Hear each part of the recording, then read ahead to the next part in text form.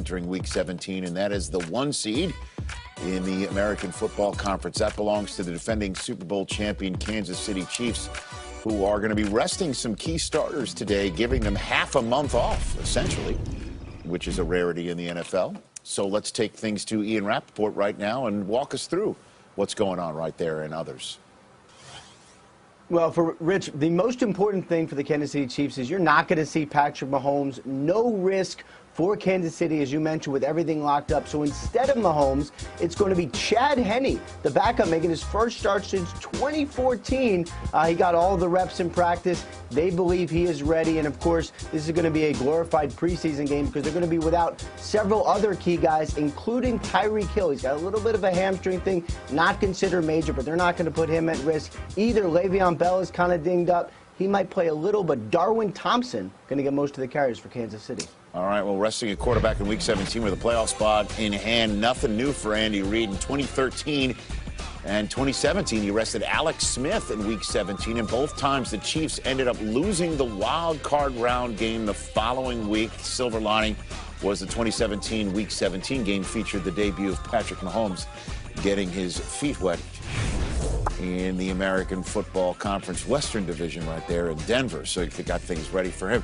And then you take a look at this fact right here. Teams with first-round bye to rest a quarterback in Week 17 of the last 10 postseasons. The only quarterback who won in the divisional round was Drew Brees against the Philadelphia Eagles in 2018. Lamar Jackson, Ben Roethlisberger, Aaron Rodgers, all quarterbacks rested and then lost coming off of the bye week. So that's how we go to the Lowe's home studio and have the rest versus rust conversation. Mooch, take it away. Okay, Rich, thanks. So this is the time of year where coaches make this decision, right, Kurt? You know, do I rest not just my starting quarterback, but other players on the team that I want to protect? Rest versus rust. Your thoughts?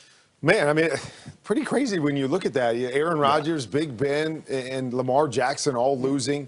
I do worry about this a little bit. And I know Patrick Mahomes is special, and they've got all kinds of playmakers. And he's shown us all year, and he showed us last year in the playoffs, oh, they can start a little bit slow, or they can have a little bit of rust, and they can come back in those situations. But I always worry about my team not hitting on all cylinders when it's playoff time, especially the first playoff game, coming out and feeling good about yourself. So concerned a little bit. I still like where their team is and the teams they're going to play, but I'm concerned. Yeah, and it's always risk versus reward when you're dealing with these things.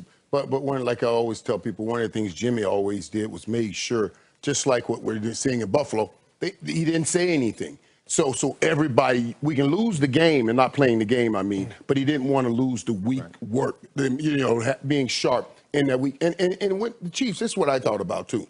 Guys, think about this. They were playing last season. They won the Super Bowl. Then they jumped right into an off season of COVID.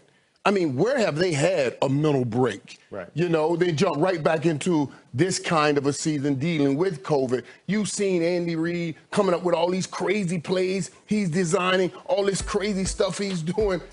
I think this is just trying to give them a mental break during the season, having fun, keeping things light. I think this break will be great for them from that sense. I think you make a great point, too, Coach. I don't know how you did it, but we prepared, and we would start this Week 17 game in some of the years that we had the bye, where it was kind of like, let's start, we'll play just a little bit, but you go through your entire routine, you get into the game when you're focused, and then we take you out and we give you that rest. Yeah. That's how I would prefer it, too, because the only thing that guarantees that you will be healthy when you play a playoff game is if you don't play the game before.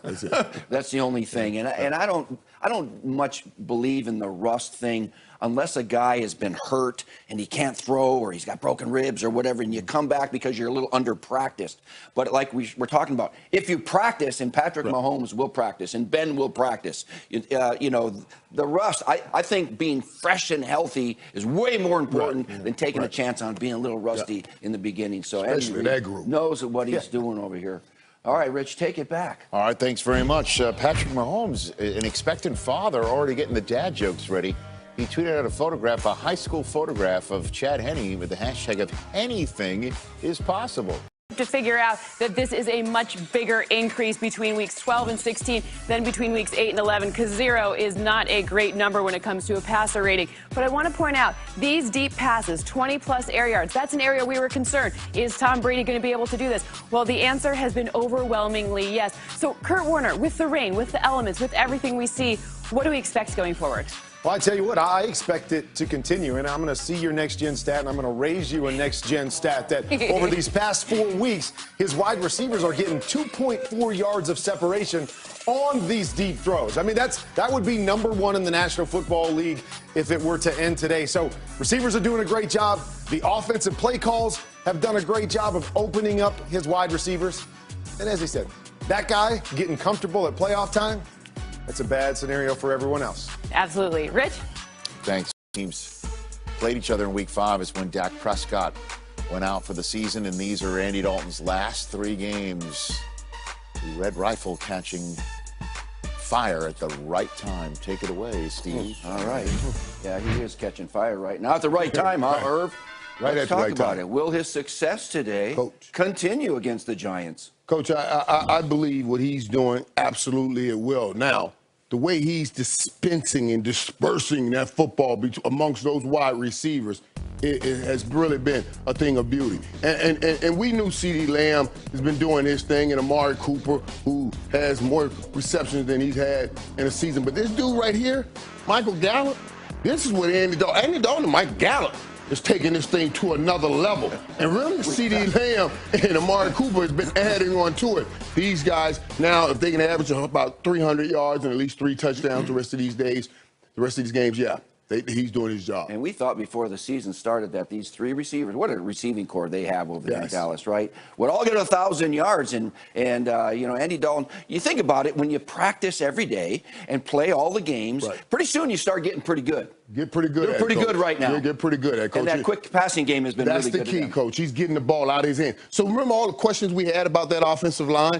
right? But Andy Dalton's getting the ball out of his hands so quickly. Getting rid of the ball, getting it in these guys' hands, and boy, I mean, they're making plays for him. They're making plays. Wait, was that the 88 guy? That's one of the best catches I've seen right here. But now, let me tell you something. Watch this kid now. Watch Michael Gallup. We don't give him enough credit because we talk CeeDee Lamb and Amari Cooper. But Michael Gallup has really been playing great. You spoke to CeeDee Lamb this week?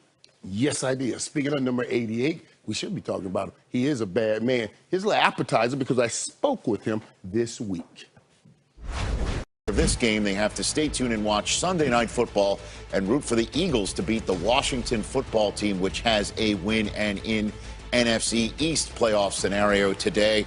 7 teams enter Week 17 with a win and in playoff scenario, including the Cardinals and Rams, who play each other later in the afternoon.